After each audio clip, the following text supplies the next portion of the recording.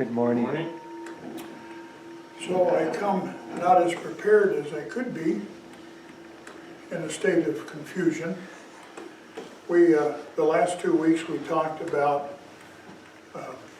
some comparisons between Franciscan friars and Buddhist monks to kind of illustrate what was going on. And I had foreshadowed that I would talk about the issue of celibacy and the issue of ordinations or levels of ordination. So I think I'm going to get the tough one out of the way on the level of ordinations, because I was looking in our library for a book, and a Zen teacher by the name of G.U. Kennett, an English lady that went to Japan and then came to America and wrote a book called Selling Water by the River, which I remarked today to everyone that I think it's the most fabulous title that any book on Buddhism could have, Selling Water by the River.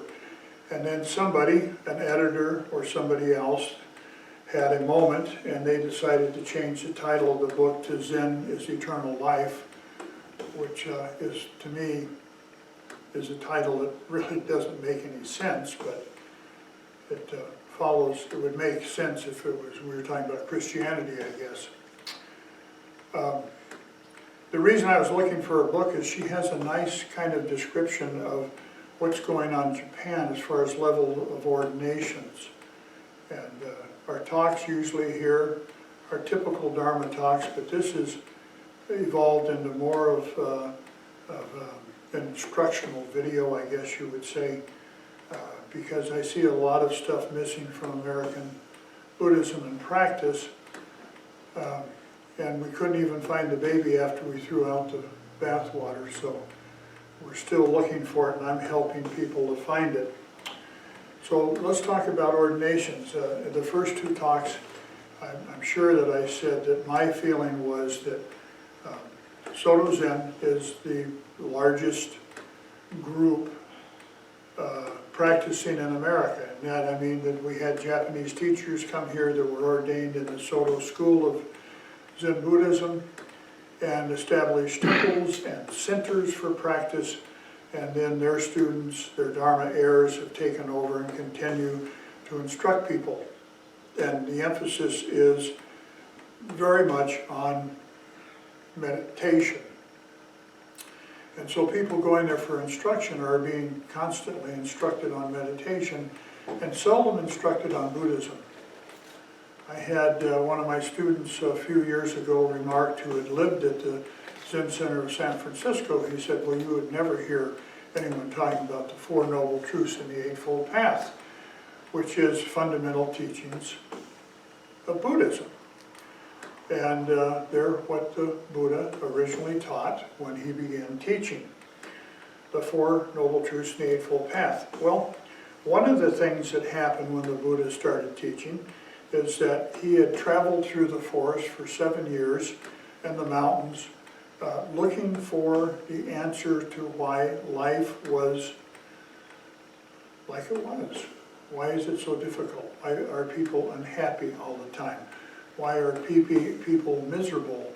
Why do they suffer from constant discontent? Why are they suffering, period?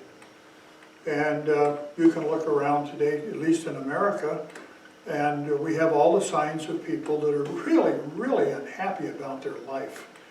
And I say this because we have two large political parties who spend a great deal of time denigrating each other, calling each other names, explaining how each party is going to destroy America, etc., etc., etc. We've experienced violence because of this. And we basically experience violence, I think, because people are frustrated, and some people who are dishonest are out there just creating havoc. You know, nobody steals a television set because they want America to be great. They steal the television set because they're a thief, and they're taking advantage of the situation. So, if you want to know what the Buddha was talking about, he was talking about the condition that exists in America today. That we are polarized, we don't like each other, and you can take that and apply it to racial issues in the past, ethnic issues in the past, cultural issues in the past. We become focused on those things which are really not being focused on life. Being focused on life is enjoying life, immersing ourselves in life, and immersing ourselves in our brothers and sisters that we know genetically are our brothers and sisters, and helping them. So, roughly 2,600 years ago, the Buddha started teaching the middle way to everyone, a way of moderation, and there were some key features of what he did. The first thing was that people came to him and said, I want to be your disciple. Remember, this is India. And India was a country of gurus and chelis, of gurus, teachers and students, and they wanted to attach themselves to the Buddha, who they saw as a holy man and a man of wisdom. And so in the beginning, they would simply come to the Buddha, and they would kneel down and bow in front of him and touch his feet. And I've had that experience one time in my life. We had a fellow that used to come here for years who was Indian, and his dad came to visit, and he brought his dad to the temple to meet me, and his dad actually bowed down and touched my foot, showing respect for me as a holy man, which I'd never had that happen before. It was an interesting sensation. That's what they did with the Buddha. And a little time went past. Now the Buddha traveled through the forest with 5 monks, and we would call them monks. They were what the technical term was shramana. Shramana means a seeker, a religious seeker. And they were out there seeking the answers to all the big questions in life. Why am I here? How did this happen? Etc. So, they immediately attached themselves to the Buddha when he left his second teacher and started wandering in the forest. But when the Buddha established the middle way and he took a bath on a regular occasion, put some clothes on himself because his clothes had rotted off and he was naked, started eating a meal every day to get himself healthy because he was very unhealthy. He was in the process of dying. They jeered him and said, look, Siddhartha is a hedonist. He's abandoned the true way of religion, and now he does, he sleeps on a comfortable bed, and etc., etc. When the Buddha became awakened, he searched them out, and they said, oh, here he comes, the guy with the easy life. Look at him. He looks so healthy now, and he's got clothes on, and he washed off. And in those days, and even today sometimes in India, the holy men will coat themselves with ashes, and sometimes they'll coat themselves with cow dung. And you can always tell when they're in the room because they have a special odor. And they looked at the Buddha, and he was all clean, and his clothes were clean, and he smiled at them. And he said, well, don't be too quick to judge. Let me tell you what I've discovered. And he was such a powerful personality that he talked about the Four Noble Truths and the Eightfold Path. And one of those followers, one of those people was a co-seeker, became enlightened just hearing that life is filled with unhappiness and dissatisfaction. The cause of this dissatisfaction is attachment and desire. The good news is there's a solution to the problem of your attachment and desire. And then he gave the solution to the attachment and desire, which was to follow the Eightfold Path. And the Eightfold Path starts off with a lot of rights. It says right understanding and right thought and right speech and right actions and right effort and right concentration, and right livelihood, and right meditation. And it was sort of like a verbal self-help book. And what he said was, under right livelihood, one of the things that was important was that you didn't do harm to others, but also that you liked what you were doing. I watched a couple videos this week of Denzel Washington, one of my favorite actors, and he was giving speeches at 2 different graduation ceremonies at universities, and he made the statement that 70% of the people don't like what they do for a living, at least. He said at least. 70% of the people don't like what they do for a living. If you don't like what you're doing for a living, are you happy? Or are you suffering from chronic discontent? You've heard people talk about their job. Some people say, I have the best job in the whole wide world. I get to do this, I get to do that. And it's my dream. I always wanted to be an editor, or I always wanted to be a cook, or I always wanted to repair cars for a living. Or you hear people, I worked at a garage. First half of my personal life, I repaired cars for a living. And I went to work at one of the car dealerships, and at lunchtime we'd all sit there and open our lunchbox and have lunch. And everybody, with the exception of one young man who never said anything, everybody was a lot older than me. They'd all been there 20 years. And they would talk about how they were just waiting for a better job to come along, that this thing of working on cars for a living was a temporary thing, that they were better than that. And I just listened and I thought, how extraordinary. Because I worked my way through college repairing cars for a living. And then when I got out of college, I thought, I like this a lot. I'll just stay here and do this. I get to use my hands, and I get to use my mind. And I'm not stuffed in a little tiny cubicle office either. And so I thought it was really interesting. I never said anything, because I really was quite a bit younger than most of them. I never said, well, I really like what I do, because I didn't feel that they probably cared. They never turned to me and say, so what do you think? You know, but they had plans, maybe for their next life. They didn't like what they were doing. It's really important that you enjoy what you're doing. And if you don't enjoy what you're doing, go do what you enjoy. There has to be an occupation that you would enjoy. And I know you're going to say, well, it's all about money. Well, unfortunately, life is not all about money. Life is about being happy. And if you pick something that you spend most of your time doing that makes you unhappy, you're always going to be unhappy.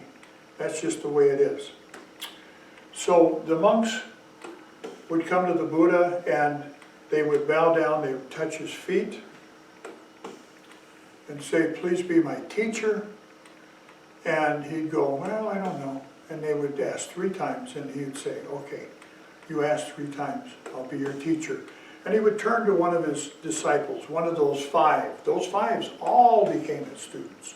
And he would turn to Subhuti and he'd say, Subhuti, take him and shave his head and take his clothes and give them away and give him the robe of our group, which was basically big square pieces of cloth that wrapped around his body, because that's what they wore in India at the time. And they picked a color that was kind of orangish. And that was a good color because that was the color of convicts at that time in India. And the Buddha thought, well, that's a good color. We'll take cloth and we'll dye it the color of convicts. Well, time went by and the people that had joined him started doing things that really weren't very good. One of the things is they got into the habit of criticizing each other.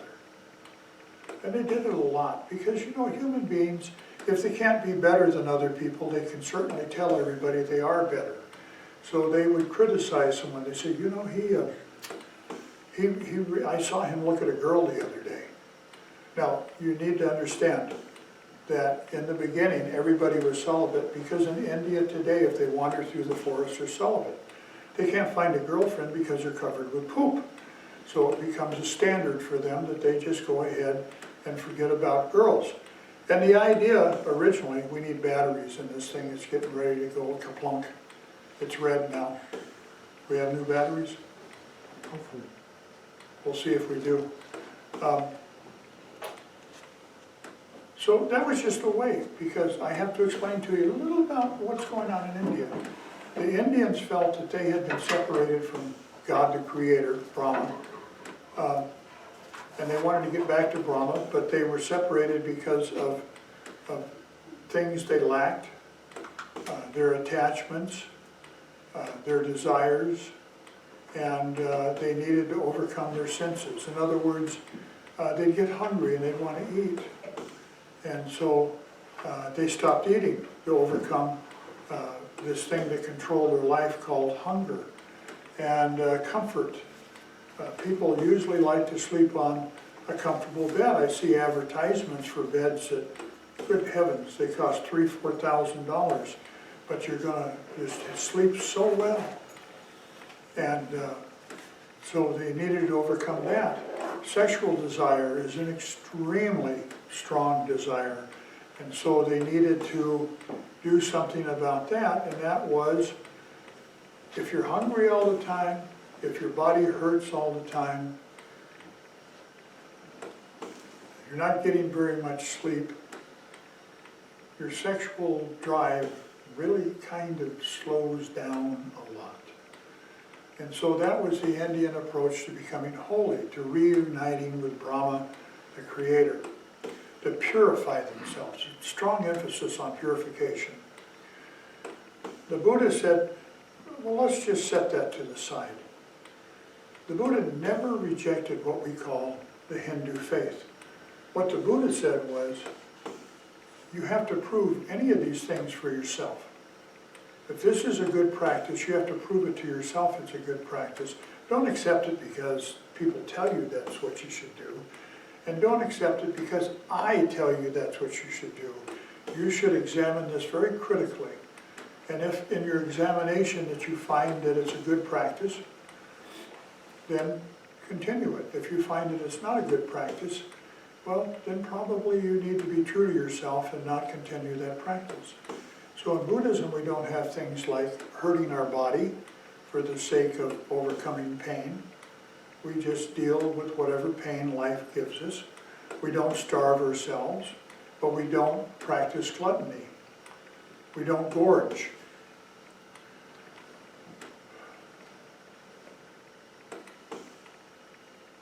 So time went by, and somewhere along the line people came and they said to the Buddha, and I think it was probably one of the Buddha's disciples that told him, said, okay, when you go talk to the boss, you need to say this, Buddha, I want to be your disciple, and I want to follow your Dharma, and I want to join the Sangha. And the Dharma is the law. It literally means in Sanskrit law, or truth. And so it was felt that what the Buddha said was the law or truth, and the Sangha, of course, was a group of monks that gathered around the Buddha for teaching. And so a little time goes by, got a lot of time on their hands, and so somebody said, well, let's make a little bit of a ceremony out of it. And so people would come and bow down to the Buddha. They'd already asked about being his disciple, and the monk would say, okay, now say it. And the monk would go, I go to the Buddha for refuge, I go to the Dharma for refuge, I go to the Sangha for refuge. And he would do it 3 times, which made it a ceremony rather than a statement. And refuge is shelter. Sometimes the word that's used in Sanskrit is translated, or Pali, is translated as shelter as opposed to refuge. Same thing. If you want to get out of the rain, you step underneath a roof, or you open your umbrella and you get out of the rain. You have refuge from the rain, shelter from the rain. And so that went along. But then people were doing things like talking about other monks. And the Buddha got them together and said, okay, look guys, you're doing pretty good, but you're like a family that is always nitpicking. And there's always discontent in the family. The older sister is jealous of the younger sister because the mother gave the younger sister something. The older brother gets to be in charge. In India, you know, the older brother, if the father dies, he's in charge of the mother. What an interesting idea. Just as if he were her husband, he can tell her to come and go. And he said, you're a family. You left your family when you took off your clothes, your street clothes, and put on the robes of a monk. And if your family was here, then they took your clothes away. If not, we gave them away to the poor, and they're not here. You know, you can't go get your clothes. In some Catholic orders, they take the clothes, put them in a box, put them on a shelf. If you ever decide to not be a monk or a friar, they give you back the clothes you had, or a nun, they give you back your clothes. But in Buddhism, the clothes they're gone. He said that makes you part of this family. You depend upon this family. You will go to this family in a village and you will beg for alms. And this was an old religious practice, much older than Buddhism, that the holy men would walk through the village begging alms with a bowl. And people would give them old food, yesterday's meal, what was left over. He said, so this is something you need to do. You need to go and beg for your meal. You need to be nice to each other. You need to support each other. And I'm making a rule, don't cause dissension within the Sangha. One of the worst, or one of the most powerful rules you can break is to cause dissension in the Sangha. This is difficult for Americans. I think it's probably difficult for everyone, to tell you the truth. I've heard a lot of backbiting going on with some monks of certain persuasion. They've got little stories to tell me about another monk and the things he did wrong. But the Buddha said, no, you can't do that. And time went by and rules formed because people did things that he felt that were not appropriate within the order. And all religious orders have a rule. Something Americans don't understand. They go practice at Japanese centers and they're not even conscious that there's a rule. But there is a rule. And in Buddhism, if you become a Buddhist, you take 5 precepts. They are the most important precepts, the most powerful precepts that you can keep. And the first one is not to take life. Now, human life is considered much worse than taking, say, the life of an insect. You really want to avoid taking any kind of life because why? Because you're causing suffering. To who? Not the person or thing that you kill, but to the family and associates of the person or thing you killed. And you cause huge amount of suffering. You're not to take the belongings of somebody else. You're not to steal. Why? Because if you take something that somebody has worked very hard to acquire, you're causing them to suffer. So the Buddha said, you don't take something that's not yours. And a scholar many years ago figured out the value of what was taken, and it was roughly about 25 cents. So that's theft. If you steal 10 cents, not considered theft. You're not to say things that will harm others. Now, the Buddha talked at long length about this. He didn't just say, don't say things that will harm others. He, as he went through his life and teaching his students, he would say things like, backbiting, you don't do that. That's not what a monk does from now on. Do not backbite. Do not talk behind somebody's back. Do not say things about them that will harm them in the community or with the lay people where they would lose their respect. You're not to gossip. The Buddha did not say that you're not to be aware of what's going on. If somebody's doing something wrong, then you probably should say something to them. You don't go around and tell everybody else, look what they're doing, that's wrong. And that's gossip. And gossip is very hard to control. Matter of fact, I've always felt that the hardest precept to keep for people is to not say things that will harm others. To not take life, that's pretty easy. I mean, the vast majority of people in the world, even though we have a world filled with wars, the vast majority of people have never taken a human life. But almost everybody's gossiped. I mean, we have popular television shows that really are nothing but a bunch of people gossiping about each other. Did you hear what she did? Did you hear what he did? Oh, can you believe that?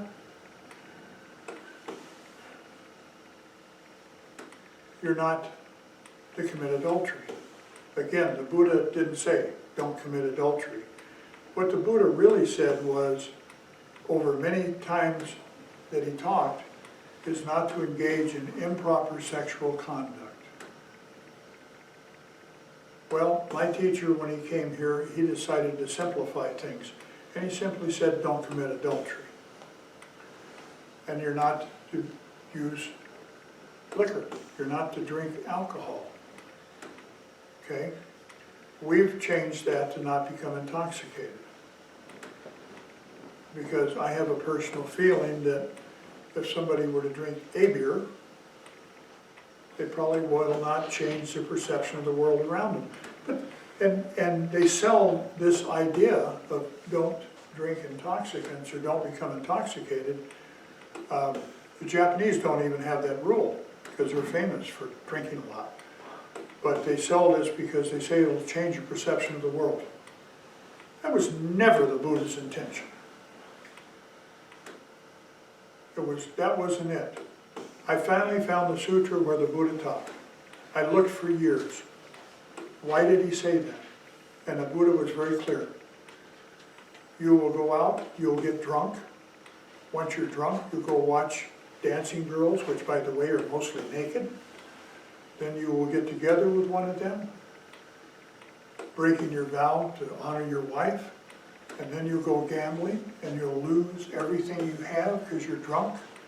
And when you go home in the morning, you will have to tell your family they don't have a house to live in because you gambled it away. They don't have an inheritance because you gambled it away. And so the Buddha said to Indian men like to drink, kind of like the Japanese. He said to them, don't drink. Okay? It was a real good thing. It's like saying to an alcoholic, if you've ever run across an alcoholic who says, you know, I can drink a little bit, they're still a practicing alcoholic. Because no alcoholic can drink a little bit. No practicing alcoholic can have a drink and not have the desire to continue drinking. So for alcoholics, it's very simple. I have a Coke. Let me have a Coke or a 7-Up because I cannot drink alcohol. And that's what the Buddha told the disciples back then. And they took these 5 precepts. And they're very hard to keep. And that made them a Buddhist. If you want to officially be a Buddhist, go to any Buddhist temple and say, I would like to take the Buddhist precepts. I'd like to take the 3 refuges. That actually makes you a Buddhist. And then the 5 precepts make you a good Buddhist, that you're following these precepts. But then we need to renew those on a regular basis because people are human. It's nice to say that you will not become intoxicated and then something very bad happens in your life and maybe you go buy a bottle of wine and drink it down and get drunk because your heart is hurting because somebody died or something of that sort. And so you have to go back and say, I'm going to try again. And that's what you're doing. And we did the ceremony for that today, of renewing the precepts, reminding ourselves. We recite each one of those precepts 3 times to remind us that we've got to do the best we can. Now, there's another set of precepts that a dedicated layman can take, and they add 3 things onto it. We had to look it up. One of the dedicated laymen that lives with us here at the temple, he looked it up on his phone because I'm old and feeble and I forget things all the time. And so the monks were told that they could not eat afternoon. They had one meal a day and they couldn't eat afternoon. And so that becomes the precept of not eating at improper times. Well, for a layperson who's trying to be very good, that means don't get up in the middle of the night and eat. That means when you get done with your dinner, you're done eating. And there's a great benefit for that because we pretty well know that we should give our body time to change gears so that we don't gain weight. And if we give it 7 or 8 hours at night, then everything kind of changes and we don't gain weight. It's the latest and greatest thing on how to lose weight. I'm always on a diet. It's very slow loss of weight, but I've lost some. And so you don't have a bowl of ice cream at 10 o'clock at night, go to bed at 11, you're probably going to gain weight. So you eat your dinner. You're allowed to have 3 meals. If you live at a Theravada temple, and you live there, you're going to have 1 meal a day.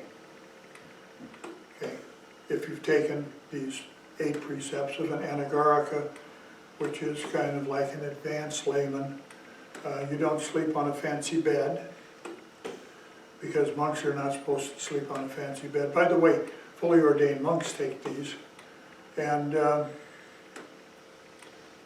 okay, what was the third one, Steve? Garland. Garlands? Okay, so garlands and perfume, you're not allowed to have garlands and perfume.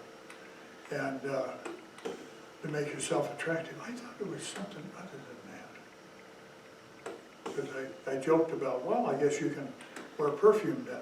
But anyway, so yeah. If you become a novice monk, you get a couple more precepts. And one of the things is you can't keep money.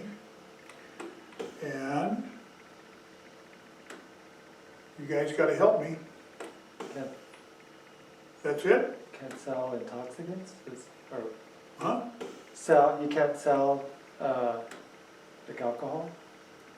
No, you said that before. That's the Japanese. Oh gosh. Okay, so anyway, well, that's almost it. Okay, and a lot of times they divide sensuous entertainment. You can't look at sensuous entertainment, which I always thought when I was young monk, that it meant I couldn't go and watch these porno movies. And it turned out, no, I couldn't go watch Disneyland movies. That was considered sensuous entertainment. It's a matter of interpretation, but that's really what they meant. Not supposed to listen to music, and not supposed to play musical instruments. And then you go to a Tibetan festival and they play music, and they do dramas, and they do all kinds of things. But it's under the guise of religious. So that's a novice, and you're a novice for 2 to 4 years, and then you get full ordination. You have 250 precepts you have to keep, but the really important ones are the 5.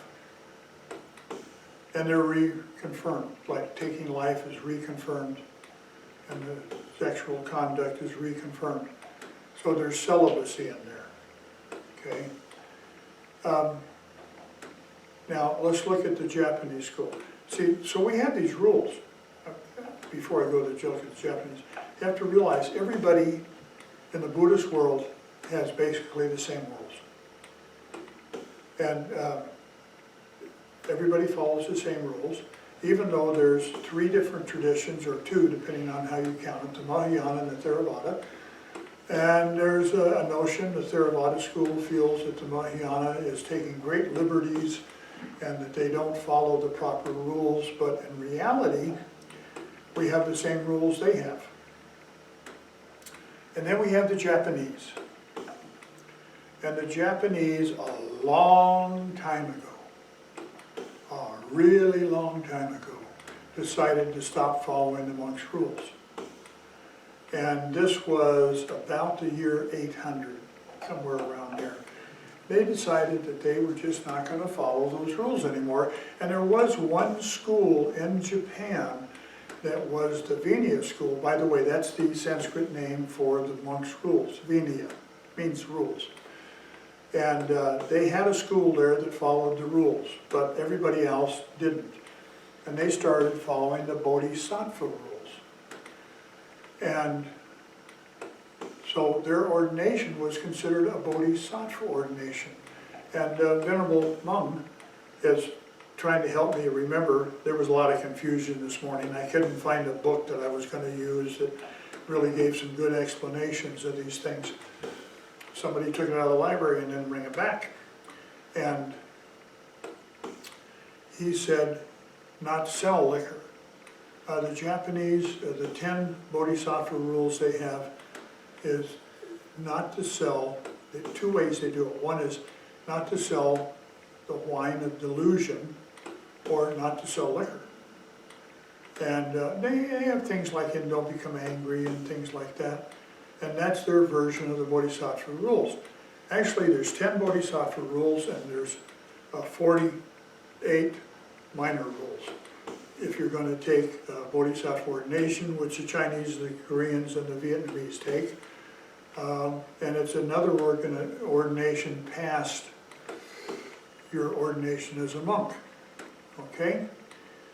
So,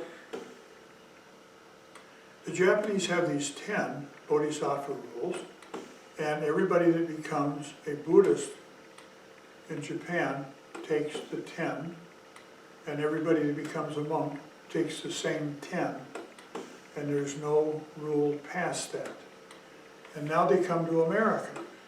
And when I officially became a Buddhist, I was a Buddhist from high school age on, but when I found a monk finally and I took precepts, everything was done in Japanese. I did the confession that I caused harm to other people in various ways, and I took the refuge, and I took the 10, well actually, they call it 16, but it's actually 10 bodhisattvas, and the 3 refuges are considered 3, and then there's another little thing, another thing you vow to do and accept. I vow to abstain from all evil, cultivate only good, and to benefit all sentient beings, and that makes it 16. And they call those 16 that you've taken. And so I took these things and had no idea what I'd taken. As a Buddhist, and then as a Buddhist monk in the Zen tradition, putting on the black robe of a Japanese monk, I still didn't know what precepts I'd taken. I didn't know what anything meant. All our chanting was done in Japanese. And there are still centers in America where the chanting is done in Japanese. And you know, it's kind of fun. Last week, because I had mentioned that somewhere along the line, we chanted some Japanese chants. I used to require my monks to learn a few of them in case a Japanese person passed away and you had to do a funeral, you could do some of the Japanese chants.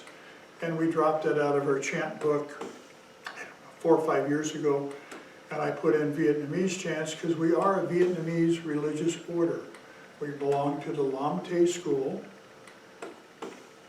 of Zen, as it is in Japan, and we are in the lineage of Lin Chi, which is the Chinese name of the master that started that school, and in Japan it's called the Rinzai. And it's one of the 3 that have existed in Japan. There's also the Obaku, which also is in the lineage of the Rinzai, but they have some other teachers in there. So anyway, that's kind of the way everything is approached. Been babbling on for quite a while here, and I'm getting to hurry up because we're going to run out of space. No, we're good. Oh, okay. New card. Yeah, we bought a new card because we had a problem there. So we have these precepts and we have these rules, and everybody does the very best they can do. And traditionally, they're renewed twice a month on the full and new moon, and we try to do that on the last Sunday of every month. We go over some of those rules. These are for laymen. We don't do the monks' rules. Typically, you have to have five monks make a sangha. So perhaps I covered the ground I wanted to cover here, but the important thing to realize is there are rules. And the conduct of monks. Once you're a monk, you're always a monk. If you have to work in the world and you put on street clothes and you go work, you're still a monk. If nobody knows you're a monk, you still have to follow the rules. And celibacy, which I don't think there's enough time to get into that, so I'll save that for episode 4. And we probably should review this tape to see if it was too weird. But, right? How long has this been going on? Did you check it out? Yes. We are at 40 minutes. Well, that's more than enough. So we will talk about celibacy and try to wrap this up. A little history of Buddhism in the Western world. So thank you.